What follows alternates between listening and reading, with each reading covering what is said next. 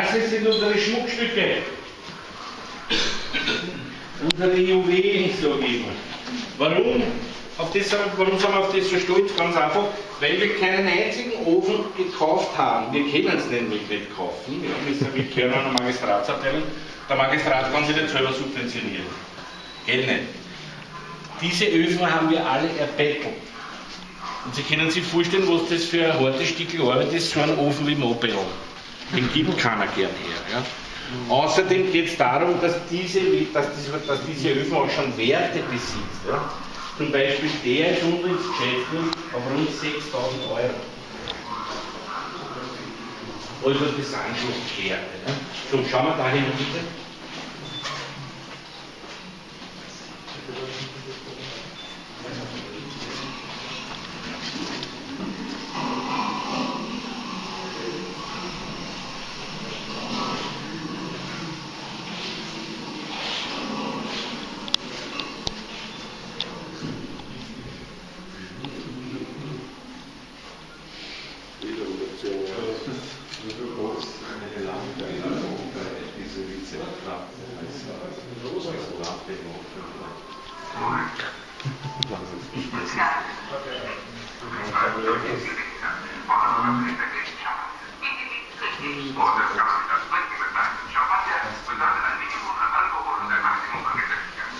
So, dieser Raum hier ist hübsch gemütlich, soll auch behaglich Wohnzimmerpartie darstellen.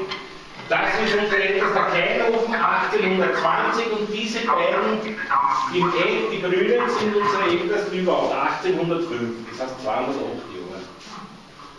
Wenn Sie nicht anschauen, was soll denn da auf, was fehlt denn? Verzierung. Tierung. Warum Tierung? Ganz einfach.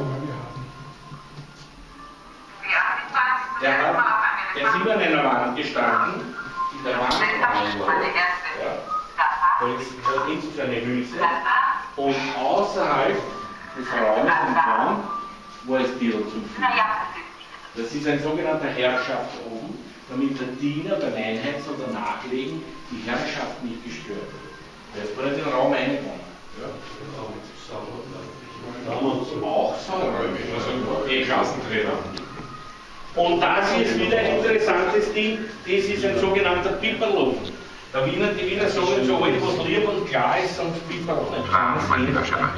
Und der erinnert uns daran an Zeiten, dass im Wohnzimmer gehabt hat, maximal 16, 17, 18 Grad. Maximal. Das heißt, die Leute haben das geglaubt, das gehabt haben auch gehabt. Dann haben wir hier den Mercedes unter den Öfen des vorigen Jahrhunderts, muss man jetzt schon sagen, 1950, 1960, Meller. Entweder sie haben einen gehabt oder sie haben darauf gespart. Ja. Unverwüstlich hat das Ding, das war immer so eingebaut, irgendwo in einem Eck oder dort, wo der Kamin halt war. Ja. Und die haben extrem lange gehalten. Ja, ich halte es nur fest, keine Angst, dass es nicht wegrutscht. Ja. So, und so, bitte Fotos jetzt machen. Foto machen. Ja, das 16 nicht mehr wieder da drinnen. Jetzt? Schaut nicht klar, sie müssen da auch wie eine Katze. Weil er nicht nackt ist, weil nackt geht nicht. Ja, ich schon. Alte Badewanne. Aber Wahnsinn, dass man sich so. Was war der Vorteil? Der Vorteil war, dass wenig Wasser reingegangen ist, das heißt, mit einem Topf heißem Wasser hat das passt. Und das Drum war leicht, das habe ich leicht wo verstauen können. Ne? Das war der große Vorteil. Direkt das Zimmer.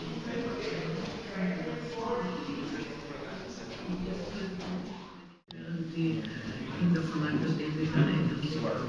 Ich hatte immer bestimmt 3. Schulklasse 1900.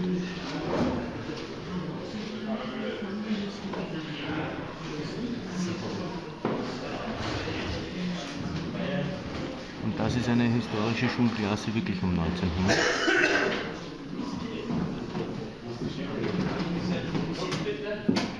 Darf ich bitten? Weil du sagst nachher wieder, der hat nur lang gebraucht. Dabei habe ich nur geholt.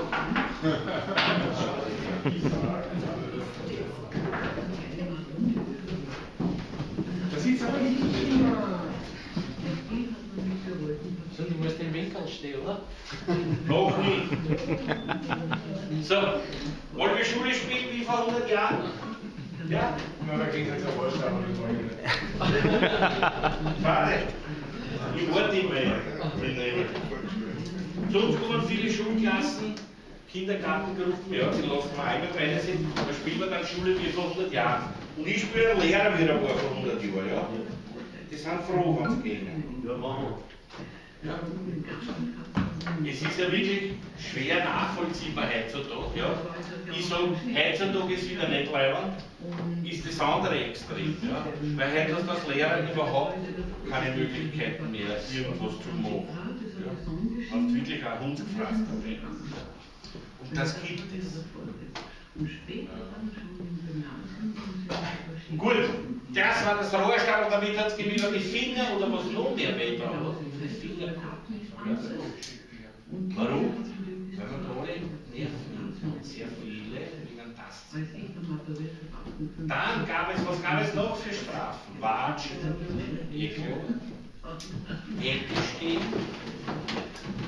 hier bleiben, dreifache, vierfache Hausübung, Zapfenrechner. Ja, ich bin perfekt im Zapfenrechnen. Ja, Schulanbuch.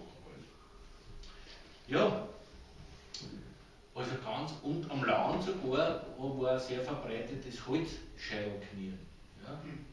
Auf einem Holzscheit knien. Probiert es das an. Geschrieben hat man mit Tinte und Feder. Welche Feder war das? Gänsefeder. Ich frage die Kinder immer, welche Feder war das? Die sagen Kormoran, Steinadler, Storch. Ja, so ein Nahentotenflüge, aber die waren schon lange ausgespielt. Ja, aber hat man die Gänse jetzt getötet wegen der Feder? Sag ich, nein, die hat man gegessen. Ja, die Federn sind immer.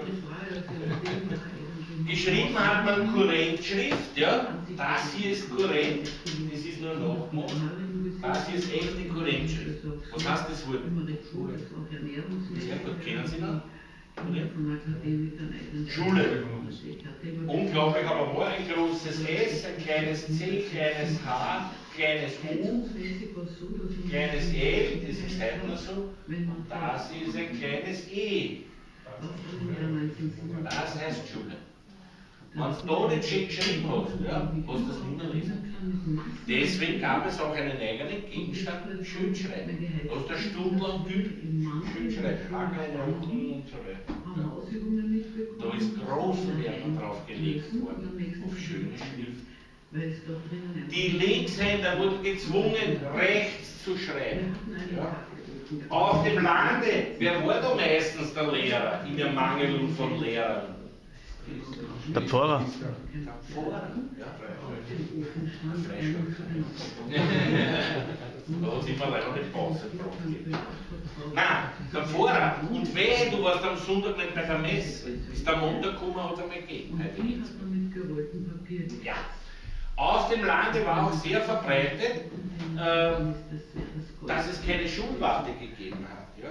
In der Stadt hat es Schulwarte gegeben, die haben Einzelöfen eingeheizt, diese Öfen. Am Land, wir haben den Hatzen müssen. Schüler. Der Lehrer hat nichts angegriffen. Bei Peter Rossiger, den kennen Sie vielleicht, Entschuldigung, Peter Rossiger kennen Sie vielleicht, die Geschichten, die haben sogar, der hat sogar geschrieben, eine Geschichte, dass Holzscheiben mitbringen haben müssen in Schule, sonst ist es kalt, wenn sie es nicht gemacht hätten. Das war wirklich am Lande sehr verbreitet. Was hat es für Schuhe ausgegeben vor 100 Jahren? Brot, Schmalzbrot, ein Rostbrot. Die Kinder fragen immer, woher kommt der Schmalz? Wissen Sie? Ich erkläre dann, es kommt vom Schwein, oder sagen Sie das erste Mal? Ja. Und dann sage ich ihnen, erkläre ihnen, wie man einen Schmalz auslässt, so sagt man dazu. Dann frage ich, da bleiben so kleine, schrumpelige, braune Dinge über, wie heißen die? Jetzt wissen sie nicht, sage ich Kramen, dann sagen sie das zweite Mal Wein. Dann frage ich, ob sie schon mal Krameknödel gegessen haben. Da sind doch ein paar dabei, die haben schon mal Krameknödel gegessen, da fällt es einer ein. Und ich sage jetzt aber zu Ihnen, was stellen Sie mir vor jetzt, ja? Sofern es Ihnen Ihr Glauben nicht verbietet. Ja? Frische, warme Kram. So ist ja. Vielleicht ein bisschen ein Knochen dazu, ein frisch Brot und so ein reiches Achtel Weißwein. Ja? Haben Sie jetzt auch eingesperrt? Dann gehen wir weiter. Der ist gut im Preis. Ja?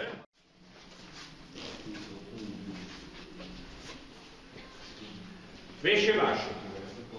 Faszinierend, was die Technik für Erleichterung gebracht hat, vom Betonwaschdruck bis zur heutigen vollelektronischen Waschmaschine. Super, ja. Beim Bügeln ist uns das aber nicht wirklich so gelungen. Ja. Ich muss genauso wie vor 200 Jahren so machen. Vor 200 Jahren war die Kohlen drinnen im Bügeleisen. Okay, da Betonbügeleisen, die Stoffe sind bessere, aber Hemd muss ich meistens nach wie vor bügeln. Ja. Also da muss uns Männer noch was einfallen, bevor wir auch kaufen müssen zum Bügeln. Ja, gute Idee. Sagt man noch ein bisschen, was Sie arbeiten oder was Ihr Onkel vom Beruf ist? Ihr Onkel, wie früher hat. Das ist die erste Gemeindebau-Waschküchenzentrifuge. Ja? In die Gemeindebauten hat man die anfangs eingebaut, eine Wäscheschleuder. Ja? Wenn die schlecht eingerammt wurde, durch Granat, die hat zum Rumpeln und Pumpeln angefangen, das hat gehört bis in den zweiten Stock auf. Ja? Ich sehe das Bild heute noch von mir, ja? Meine Mutter war so gestorben, ich habe mich natürlich mit runtergenommen in die Waschkugel, hat schließen wir gleichzeitig eine Stapel und sie hat immer draufgelegt aus Angst. Ja? War so eine sinnlose Partie, die hat mit Samt der Nase Schürzen damals 40 Kilo gehabt. Ne? Die hat mitgeschleppt. Und wir haben aber immer ganz genau gewusst, wann die Botschatten waschen. Ne? Wenn wir im ersten Stock gewohnt, aber der Waschkugel, da hast du immer gehört.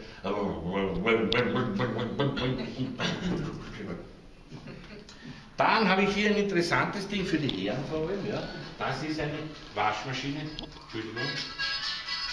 Das ist eine Waschmaschine, die heißt Domina. Suchen Sie jetzt aber nicht die Peitsche, die hat der Wäsche auch nicht wehgetan, die hasst nur so. Sie hat aber trotzdem eine Besonderheit, die Waschtrommel dreht sich vertikal. Ja? Das war eine Art Versuchsmodell, bis man dann draufgekommen ist, der Wäsche ist eigentlich wurscht, in was für Richtung es bei uns. Die wird so sauber oder auch nicht. Ne? Gut, das Wäschewaschen ist überhaupt eine eigene Geschichte. Also Wäschebehang und Bügeln vor allem, Sie sehen da ganz hinten eine Statistik. Blau ist Leibwand, Rot ist nicht Leibwand. Indra, grüß Sie. Blick in die Zukunft.